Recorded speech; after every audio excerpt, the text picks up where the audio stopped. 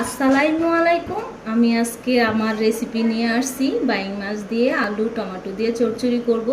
তাহলে চলুন আমার বাইং মাছের চচ্চড়িটা কিভাবে করব আপনাদেরকে আজকে আমি দেখাচ্ছি।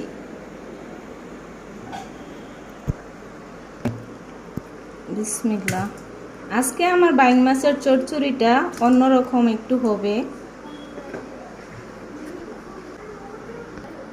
লবণ দিয়ে দিলাম,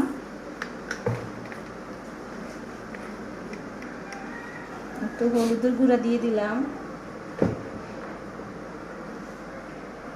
একটু গুঁড়া দিয়ে দিলাম। আমি একটু মাখিয়ে একটু জাল দিয়ে নেব বাইং মাছটা।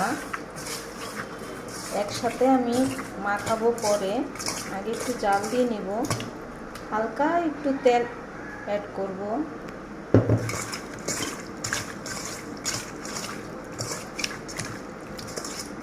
তারপর একটু পানি অ্যাড করব। বিসমিল্লাহ।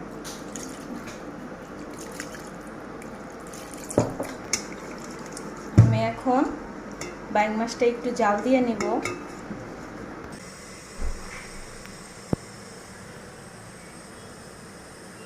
কারণ আমি একটু বাইং মাছটা কেন জাল দিয়ে নিচ্ছি, কারণ মাছটা একটু জাল না দিলে, ডাইরেক্টলি দিলে স্বাদ হবে না, তার জন্য আমি একটু জাল দিয়ে নিচ্ছি।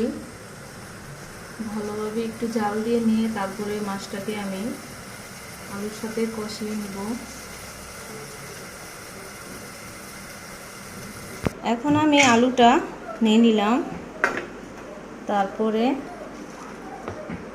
কাঁচামরিচ,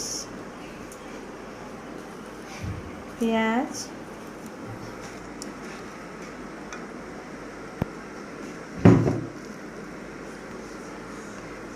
এক চামচ আদা বাটা, এক চামচ রসুন বাটা, এক চামচ জিরা বাটা,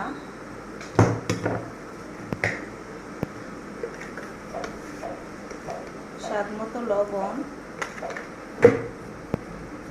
এক চামচ হলুদের গুঁড়া, মরিচের গুঁড়া,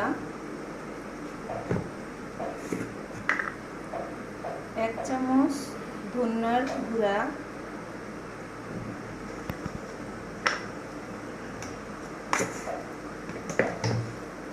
এখন আমি তেল অ্যাড করব পরিমাণে।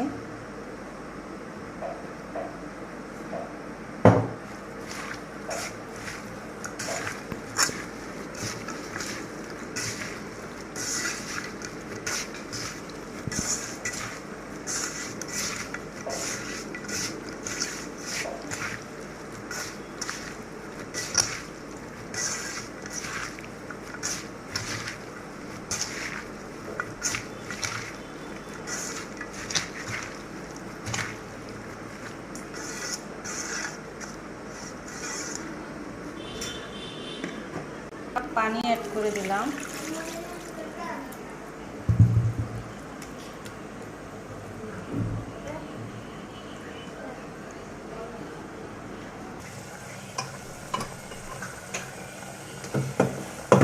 এই যে আমার বাইং মাছটা জল হয়ে গেছে, এখন আমি চুলার থেকে নামিয়ে ফেলবো।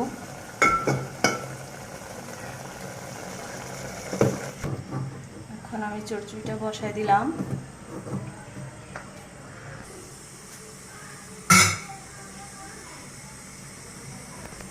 এখন আমি 3 মিনিটের মতো ঢেকে দিলাম। এখন আমি টমেটোটা অ্যাড করে দিলাম।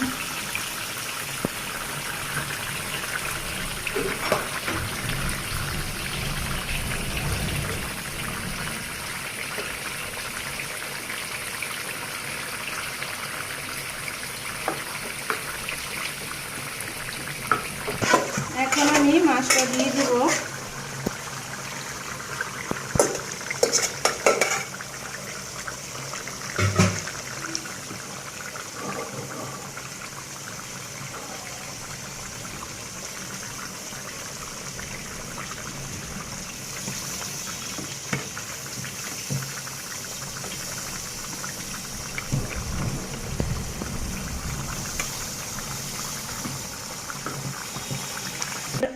এখন আমি চচ্চড়ির জন্য ধনেপাতা কেটে নেব।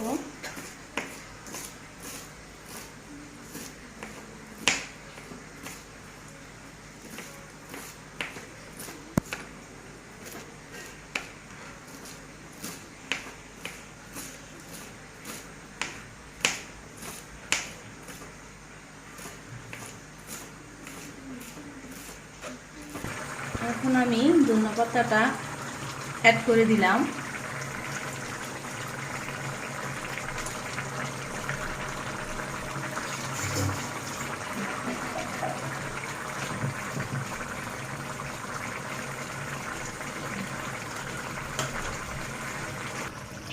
দেখুন আমার বাইং মাছের চচ্চড়িটা কেমন হয়েছে। আমি আবার সামনের দিকে ভালো ভালো রেসিপি মজাদার নিয়ে আসবো। ভালো থাকেন, আল্লাহ হাফেজ।